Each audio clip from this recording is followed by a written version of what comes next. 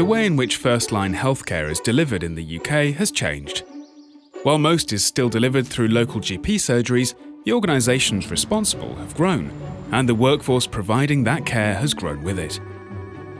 But because the number of actual GPs has not kept pace with rising demand and an ageing population, more and more allied health professionals are helping out.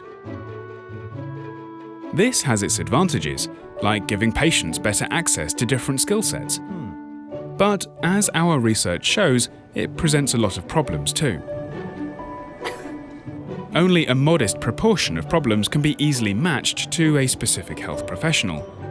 GP practices are the point of first contact for a limitless range of health problems, many of them coexisting. So, getting the right patient to the right practitioner for the right treatment at the right time can be extremely difficult. The first challenge is the way that problems are identified. Receptionists are a gateway to appointments, but they are not usually medically trained. Also, they can only work with what the patient actually tells them, which may only be a small part of their story. Miscommunication or misinterpretation at this point can very easily send patients in the wrong direction. Secondly, there are challenges in identifying who the right practitioner might be. Practitioners' job titles are only part of the story. Their unique journey through training, skills, and experience can all affect the scope of their practice, and their ability to deal with different problems will change as their careers progress. The sheer number of potential problems that patients bring can never be fully captured in the simple lists and matrices of tasks and skills that practices generate to guide non-clinical reception staff. It can take time for lists to catch up when staff gain additional skills, and because patients only have limited descriptions of what each type of practitioner can do, it's hardly surprising that they sometimes expect them to be able to do things they aren't trained, qualified, or permitted to do.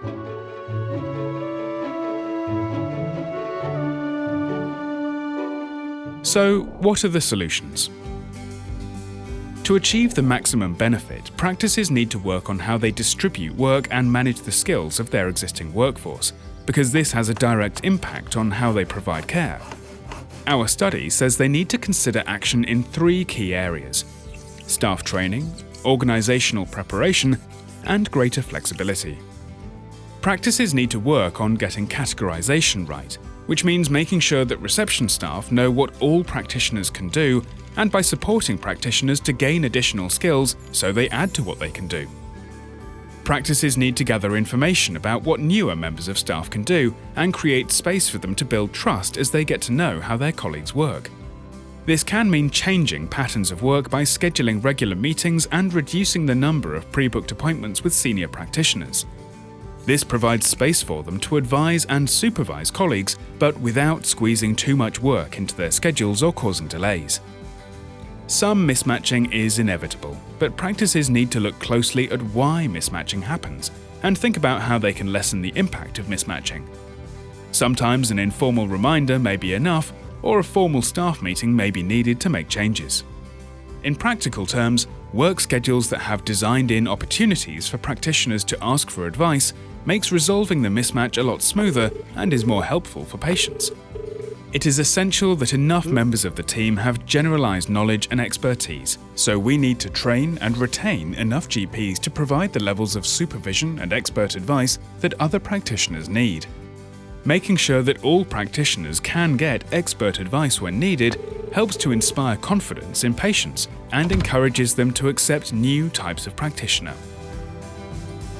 It's a big challenge, and these challenges will only increase with the employment of new practitioners via the Additional Roles Reimbursement Scheme for primary care networks, when practitioners work at a number of different sites and are less embedded in a single practice team.